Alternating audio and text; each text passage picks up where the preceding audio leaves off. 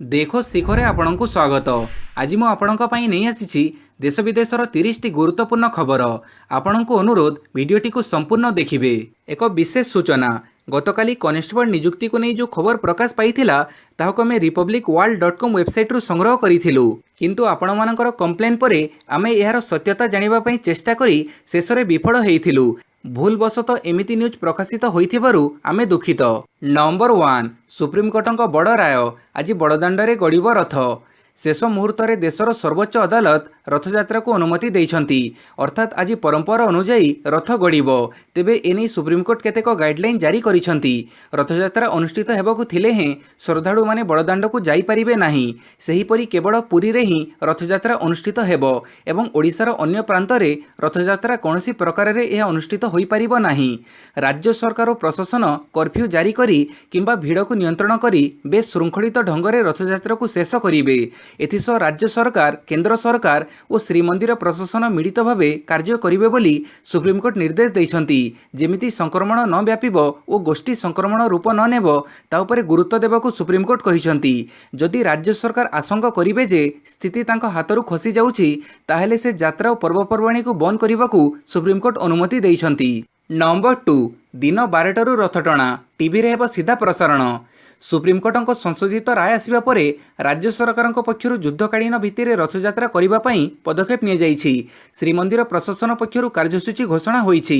श्रीमंदिर प्रशासन पक्षरु मिलिथिबा सूचना अनुसार आज भोर 3टारू मंगल आड़ती, 3:15 रे मैलम, 3:30 तड़प लगी, 4टारे रोषहोम, 4:30 अवकाश, 4:45 रे सूर्य पूजा, 5टारे द्वारपाड़ पूजा, 5टारे बेश शेष हेबो। सेहीपरि 5:30 6:45 मध्य गोपाल बल्लभ सकाळ धूप, 6:45 रे रथ प्रति मंगलार्पण, 7टारे पहंडी आरंभ और 10टारे पहंडी शेष हेबो। दिन 11:30 12:15 मध्य छेरा पहरा नीति सरिबा परे दिन 12टारू रथटଣା कार्य हेबो। प्रत्येक रथ को मास्क पिंधा 400 सेवायत टाणिबा निमंते प्रारंभिक प्रस्तुति होइछि। रथयात्रार सीधा प्रसारण टीवी और अन्य वेबकास्ट माध्यम कराजिबो बोली श्रीमंदिर पक्षरु सूचना मिलिछि। नंबर 3, पुरी को चलाचल करुथिबा समस्त पैसेंजर ट्रेन और बस सेवा बंद। विश्व प्रसिद्ध रथयात्रा को सुचारू रूपे संपन्न करिबा पई राज्य सरकार पुरी को चलाचल करुथिबा समस्त पैसेंजर ट्रेन और बस सेवा बंद करिबा को निष्पत्ति नैछंती। एने स्वतंत्र रिलीफ कमिश्नर प्रेस विज्ञप्ति जोगे सूचना दैछंती। 22 तारिख राति 9टारू 24 तारिख दिन 2टा जाए ट्रेन और बस चलाचल बंद हेबा नै सूचना दैछंती। कोविड-19 को आखि आगरे रखी एभली निष्पत्ति नि जाइछि। धारा 24 क एवं ख तथा विपर्यय परिचालना अधिनियम 2005 अनुजाई यह कार्यकारी हेबो। तेबे एही समय रे सरकारी ड्यूटी किंबा पुलिस एवं जरूरीकालीन सेवारे जानवाहन रे कर्मचारी बहन करिबा गाड़ी उपरे एही कटकणा लागू हेबो नाही। नंबर 4, स्वास्थ्यकर्मी बीमा योजना सेप्टेम्बर पर्यंत वृद्धि कले केंद्र सरकार। देश में कोविड-19 मामला वृद्धि पाउथिबा बेले सरकार प्राय 22 लाख स्वास्थ्य सेवा जोगाउथिबा कर्मचारी 50 लाख टंका बीमा योजना को सेप्टेम्बर पर्यंत वृद्धि करिसेंती। अर्थमंत्री निर्मला सीतारमण घोषणा अनुसार न्यू इंडिया एश्योरेंस द्वारा कार्यकारी होइथिबा एही योजना जून 30 रे शेष हेबो। एही बीमा साधारण स्वास्थ्य सेवा रे नियोजित स्वास्थ्यकर्मी समेत प्राय 22.12 लाख स्वास्थ्य सेवा प्रदानकारी को व्यक्तिगत दुर्घटना क्षेत्र में 50 लाख टंका बीमा राशि प्रदान करिबो। सेहीपरि जोमाने भाइरस संक्रमण रे पीड़ितों चिकित्सा रे नियोजित होई सीधासड़क सेमानक संस्पर्श रे आसुचंती एवं संक्रमणर भय रही सेभली गोष्ठी स्वास्थ्यकर्मी माने मध्य बीमा सुविधा पाई परिबे। सरकारी डाक्तरखाना एवं स्वास्थ्य सेवा केन्द्रगुड़िकर स्वास्थ्य कर्मचारी एही बीमा योजना सेप्टेम्बर पर्यंत वृद्धि करा जाइछि। नंबर 5, 17 जिल्लारू चिन्हट हेले 143 आक्रांत, सुस्थ हेले 143 आक्रांत। राज्यर 17 जिल्लारू 143 जन भूताणु आक्रांत चिन्हट होइछंती। गंजाम जिल्लारू सर्वाधिक 32 आक्रांत चिन्हट होइथिबा बेले राज्य में समुदाय आक्रांतों संख्या 5303 रे पहुंची जाइछि। नूतन भावे चिन्हट 143 आक्रांतों मध्यरू 137 जन क्वारंटाइन सेंटर रे थिबा बेले आउ 6टी होउछंती लोकल केस। काली राज्य में 143 जन आक्रांत चिन्हट होइथिबा बेले 143 जन आक्रांत सुस्थ होइछंती। नूतन सुस्थ व्यक्ति को मिसई एबे राज्य में मोट 3863 जन आक्रांत सुस्थ होइछंती। राज्य में सोमवार महामारी नेला आउ 2 मुंड। मयूरभंजर जने 60 वर्ष वयस्क एवं गंजामर 46 वर्ष वयस्क व्यक्ति महामारी रे मृत्युवरण करिछंती। फଳରେ राज्य में मृत्यु संख्या 16 रे पहुंचिला। नंबर 6, 41 घंटा पई पुरी जिला सटडाउन। रथयात्रा को दृष्टि रखी पुरी जिले में सटडाउन घोषणा कर गतकाली राति 9टारू बुधवार दिन 2टा पर्यंत संपूर्ण पुरी जिला को सटडाउन घोषणा कर पुलिस डीजी अभय सूचना देइछंती। तमाम पुरी जिला को सटडाउन कर कर्फ्यू भड़ी स्थिति रहिबो। तेणु पुरी जिला को कौनसी बाहर लोक आसंतुनी एवं पुरी जिला लोक भी बड़दाण्ड को आसंतुनी कहिसंती डीजीपी। रथयात्रा पई पुलिस संपूर्ण प्रस्तुत रहिछि। रथ टाणिबा सह अनधिकृत लोक जेपरि बड़दाण्ड रे प्रवेश करि न पारिबे से दिगरे पुलिस बाहिनी नियोजित हेबे। रथयात्रा पई 50 प्लाटून फोर्स मुतयन हेबे एवं फोर्स मुतयन आरंभ होई सारिछि बोली से कहिसंती। नंबर 7 निज काम करी मनरेगा श्रमिक पाइबे पाउणा दिनको 202 टंका। महामारी संक्रमण लॉकडाउन जोगु घर को फेरिथिबा प्रवासी सरकार जोगैबे काम। मनरेगा योजना रे ई श्रमिक माने काम करि परिबे। तेबे सबुठारु गुरुत्वपूर्ण कथा हेउछि श्रमिक माने निज जमी रे उद्यान कृषि, जलसेचन, जल संरक्षण आदि सह निजर गृह निर्माण कार्य कले भी सरकार सेमानंकु मजूरी देबे। मनरेगा मार्गदर्शिका अनुसार श्रमिक मानंकु 202 टंका दैनिक मजूरी प्रदान करा जिवो। राज्यर 116 जिल्ला को एथि निमंते चिन्हट करा जाइछि एवं एहा मध्ये ओडिसार 4टी जिल्ला शामिल रहिछि। गरीब कल्याण योजना रे वर्षकु श्रमिक मानंकु 125 दिन काम जोगई देबाकु लक्ष्य रखा जाइछि। एही योजना रे श्रमिक मानंकु सेमानक दक्षता अनुसार कार्य जोगई दिया जिवो। रास्ता निर्माण, ग्राम्य गृह निर्माण, उद्यान कृषि, वृक्षरोपण, जल संरक्षण, जलसेचन, अंगनवाड़ी, पंचायत भवन, जल जीवन मिशन परी 25टी कार्य को एथिरे शामिल कर जाइछि। नंबर 8 16 दिन हैला बढ़ी चलीछि तैल दर। देश में तैल दर क्रमगत भाव बढ़ी चली। लगातार 16 दिन पर उभय पेट्रोल और डीजेल दर महंगा होईछि। काली पेट्रोल लिटर पिछा दर 33 पैसा और डीजेल लिटर पिछा दर 58 पैसा वृद्धि पाइछि। एही वर्धित दर पर 16 दिन मध्य पेट्रोल 9 टंका 21 पैसा और डीजेल दर 8 टंका 55 पैसा बढ़िलाणी। ओडिशा रे पेट्रोल दर 80 टंका पार करिछि। राजधानी रे काली पेट्रोल लिटर पिछा दर 80 टंका 13 पैसा रहिथिबा बेले डीजेल लिटर पिछा दर 77 टंका 4 पैसा रहिछि। नंबर 9 सीमा युद्ध परिस्थिति। एलएसी उभय पार्श्व 1000 रु अधिक जवान। भारत और चाइना मध्य सृष्टि होता तिक्तता एवं चरम सीमार पहुंची जाइछि। सीमार उत्तेजना ह्रास करने काली दुई देश मध्य कर्पस कमांडर स्तरीय आलोचना हेउछि। किंतु एसबु भितर एलएसी उभय पार्श्व दुई देशर 1000 रु अधिक जवान हाई अलर्ट रहिछंती। सेमानंकु जेकोसी परिस्थितिर मुकाबिला पई प्रस्तुत रहिबाकु निर्देश दिया जाइछि। गलवान PP-14 पंगोंग टस और अन्य फ्लाश पॉइंट रे स्थिति अत्यंत संगीन रही। केवल जवान मुतयन होई नाहंती बरं युद्धास्त्र टैंकर मध्य महजूद करी रखा जाइछि। जड़े वरिष्ठ अधिकारी कहिसंती गत सोमवार संघर्ष पर स्थानीय अंचल में किसी भी परिवर्तन होई नाही। जून 15 हिंसा पर कौनसी संघर्ष घटी नाही। तेबे एलएसी उभय पार्श्व दुई देश पक्षरु सेना वृद्धि करा जाउछि। सीमार युद्ध विमान और हेलिकप्टर उड़ाउछंती। विशेषकर गलवान वैली और पंगोंग टसर स्थिति उत्तेजनापूर्ण रही। नंबर 10 15 जिले में प्रतिष्ठा व पाणीपाग पर्यवेक्षण केन्द्र। ओडिशार 15टी जिले में पाणीपाग पर्यवेक्षण केन्द्र प्रतिष्ठा करा जिवो। एथिपई अतिरिक्त मुख्य शासन सचिव तथा स्वतंत्र रिलीफ कमिशनर ओडिशा और भारतीय पाणीपाग केन्द्र मध्य एक बुझामणापत्र स्वाक्षरित होईछि। ओडिशा रे बदलुथिबा पाणीपाग एवं बात्या संपर्क में पूर्वानुमान करिबारे एसबु पाणीपाग पर्यवेक्षण केन्द्र गुरुत्वपूर्ण भूमिका निर्वाह करिबो बोली सूचना और लोकसंपर्क विभाग पक्षरु सूचना दिया जाइछि। नंबर 11 25 तारिख में खोलिबो हीराकुद डैम गेट। आसंता 25 तारिख में हीराकुदु निष्कासित होगा प्रथम बन्या जल। ए संपर्क में जिला प्रशासन पक्षर दि जाइछि सूचना। साधारणतः प्रतिवर्ष जुलाई मासरे हीराकुदु बन्या जल निष्कासन होउथिबा बेले प्रथम थर पई जून मासरे बन्या जल निष्कासन हेबो बोली जणा पड़िछि। हीराकुद जलभंडारर जल धारण क्षमता 630 फुट रहिछि। चलित वर्ष मौसुमी आरंभरू भल वर्षा होइछि। सोमवार हीराकुद बन्या जल 614 फुट रे पहुंचिछि। सेहीपरि गत 3 दिन हेला हीराकुद उपरमुंडरे वर्षा लागि रहिछि। तेणु हीराकुद जलस्तर पुणी बढ़िबार आशा करा जाउथिबारु 25 तारिख में प्रथम बन्यजल निष्कासन निमंते दिन धार्य होइछि। नंबर 12 रुषिया गले राजनाथ सिंह। 3 दिनिया रुषिया गस्तरे गले प्रतिरक्षा मंत्री राजनाथ सिंह। लॉकडाउन पर प्रथम मंत्री जी कि विदेश गस्तरे जाइछंती। आज राजनाथक 3 दिनिया गस्तर गुरुत्वपूर्ण दिन कारण राजनाथ सिंह प्रतिरक्षा मंत्री सरोज शोयगों को एही दिन भेटिबे।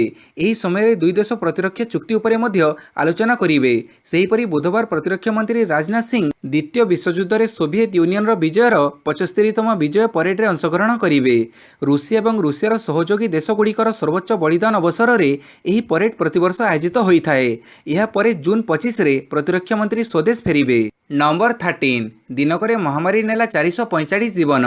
देश में महामारी स्थिति असंभाळ हेबारे लागिछि। पुणी थरे भारत में 14,821 जन लोक भाइरस रे आक्रांत होइछन्ति। सेहीपरि महामारी गोटे दिन में 445 जनकर जीवन नेइछि। एहाकु मिसेई देश में महामारी जनित मृत्यु संख्या 13,669 पहुंची जाइछि। मोट 4,25,282 जन आक्रांतक मध्यरु 2,37,196 जन सुस्थ होई घरକୁ फेरिछन्ति। एबे विभिन्न हॉस्पिटल रे 1,74,387 जन चिकित्सित होउछन्ति। देश में आरोग्य हार वर्तमान 55.77% को वृद्धि पाइछि। महामारी जोगु क्षतिग्रस्त राज्यर तालिकार महाराष्ट्र 1 नंबर स्थान में थिबा बेले तमिलनाडु को अतिक्रम करी दिल्ली द्वितीय स्थान में पहुंची जाइछि। सेहीपरि भारत क्षतिग्रस्त राष्ट्रर 4 नंबर स्थान में रहिछि। नंबर 14 मोदी को चीन गणमाध्यमर प्रशंसा, प्रश्न उठेले राहुल। सीमा विवाद को नहीं भारत चीन तिक्त संपर्क मध्य किसी चीन गणमाध्यम प्रधानमंत्री नरेंद्र मोदी को प्रशंसा करिछि। यहाकु नहीं प्रश्न उठाई कांग्रेसर पूर्वतन अध्यक्ष राहुल गांधी। भारत चीन संपर्क गलवान घाटी में दुई सेना मध्य संघर्ष पर प्रधानमंत्री नरेंद्र मोदी सर्वदलीय बैठक डाकिथिले। सेथिरे से कहिथिले जे ना केही आम देशर अनुप्रवेश करिछि ना केही आमर सेना चौकी दखल करिछि। प्रधानमंत्री एही बयान पर गणमाध्यम विभिन्न टिप्पणी प्रकाश पाइथिला। एही बैठक में से जो वार्ता देइथिले ताहाकु चीन गणमाध्यम प्रशंसा करिछि। निज ट्विटर एक पेपर क्लिप को संजोग करी राहुल कहिसंती जे चीन आमर सेना को हत्या करिछि, आम माटी उपरे कब्जा करिछि। यह सत्वे चीन प्रधानमंत्री नरेंद्र मोदी को काहीकि प्रशंसा करुछु बोली प्रश्न करिसंती राहुल। नंबर 15 चीन रो आमदानी होतुबा जिनिसर विवरणी मागिला पीएमओ। चीन रो आमदानी होतुबा सामग्रीर तालिका मागिछि प्रधानमंत्री कार्यालय। एथिसह सरकार चीन सहित थिबा नीति को कड़ाकड़ी करिसंती। एमिति कि चीन रो आसुतुबा सस्ता और खराब गुणात्मक जिनिस उपरे आगामी दिन में सरकार रोक लगेई पारंती। जो सस्ता सामग्री चीन रो आसुछि सेही सामग्रीर उत्पादन किभଳି देश में वृद्धि होई पारिबो से नहीं सरकार गुरुत्व देउथुबा सूचना रहिछि। निकटरे प्रधानमंत्री कार्यालय रे एक उच्चस्तरीय बैठक होइथिला। एही बैठक रे आत्मनिर्भरशील भारत अभियान विषय रे आलोचना होइथिला। एहा परे चीन रो आसुतुबा घड़ी, ट्यूब, केशरे व्यवहृत होउथिबा क्रीम बा जेल, शैम्पू, पेंट, मेकअप एवं कंचामाल भड़ी उत्पाद विषय रे पीएमओ विवरणी मागिछि। एबे केंद्र सरकारक शिल्प विभाग चीन रो आमदानी होउथिबा जिनिसर तथ्य प्रस्तुत करिवो। नंबर 16 तीन मंत्री और योजना बोर्ड उपाध्यक्षों को पुरी रे कैंप करने को मुख्यमंत्री निर्देश। काली संध्यारे मुख्यमंत्री नवीन पट्टनायक रथयात्रा प्रस्तुतिर समीक्षा करिसंती। समीक्षा पर मुख्यमंत्री एक वीडियो वार्ता जारी करिसंती। एही वार्तारे से रथयात्रा को अनुमति देइथिबारु सुप्रीमकोर्ट को धन्यवाद देबा सह केंद्र सरकार को मध्य सहयोग पई धन्यवाद देइछंती। एही अवसर रे मुख्यमंत्री रथयात्रार सुपरिचालन निमंते पुरी रे कैंप करिबाकू तीन मंत्री और योजना बोर्ड उपाध्यक्षों को निर्देश देइथिबार सूचना देइछंती। से कहिसंती जे रथयात्रारू नीलाद्री विजे पर्यंत स्थिति तदारक करिबाकू आईन मंत्री प्रताप जेना, गणशिक्षा मंत्री समीर रंजन दास, स्वास्थ्य मंत्री नव दास एवं योजना बोर्ड उपाध्यक्ष संजय दास वर्मा पुरी रे अवस्थान करिवे। एथिसह रथयात्रा पई पुरी श्रीमंदिरर प्रशासन और राज्य सरकार संपूर्ण प्रस्तुत अछंती बोली से कहिसंती। नंबर 17 सुशांतଙ୍କ बांधवी रियाଙ୍କ विरोधରେ मामला। बॉलीवुड अभिनेता सुशांत सिंह राजपूत आत्महत्या घटना रे तांको बांधवी बोलौथिबा रिया चक्रवर्ती विरोध में बिहार में मामला रुजु होईछि। सुशांत आत्महत्या पई उस्कुथिबा अभियोग रे बिहार एक कोर्ट रे रिया विरोध में पिटिशन दाखल होईछि। मुजफ्फरपुर स्थित पिताही बासिंदा कुंदन कुमार रिया विरोध में यह अभियोग आनिबा सह शनिवार सीजेएम कोर्ट रे पिटिशन दाखल करिसंती। 24 जून रे एही मामलार शुणाणी हेबो। कुंदन अभियोग अनुसार रिया सुशांत जीवन जाइछि। दाखल होइतिबा पिटिशन रे लेखा जाइछि रिया सुशांत को निज मिछ प्रेम जाल रे फसैथिले। से निज स्वार्थ पई सुशांत को व्यवहार करुथिले और निज क्यारियर चमकौथिले। रिया फोन करी सुशांत को उस्कौथिले जहाद्वारा मानसिक विषादग्रस्त होई से आत्महत्या कले। नंबर 18 प्रसिद्ध दहीहांडी कार्यक्रम महामारी पई बातिल। महाराष्ट्र सबुठारु बड़ दहीहांडी भंगा कार्यक्रम आयोजन करुवा संस्था संस्कृति चलित वर्ष कार्यक्रम को बातिल करने को निष्पत्ति नेइछि। महामारी संक्रमण दिनक दिन बढ़ुथिबारु संस्कृति पक्षरु एभली घोषणा करा जाइछि। सेहीपरि दहीहांडी कार्यक्रम पई खर्च होउथबा अर्थ को कोविड-19 चिकित्सा बाबद में विनियोग करा जिवो। संस्कृति दहीहांडी उत्सव को शिवसेना नेता तथा विधायक प्रताप सरेनायक आयोजन करती। नंबर 19 गुलवान संघर्ष को नहीं मत रखिले मनमोहन सिंह। मनमोहन सिंह सोमवार भारत चीन संपर्क उपर एक प्रेस विज्ञप्ति जारी करिसंती। एथिरे से कहिसंती जे एप्रिल 2020 परठारु चीन भारत सीमारे थिबा गलवान उपत्यका एवं पोंगोंग ह्रदरे अनेक थर अनुप्रवेश करिछि।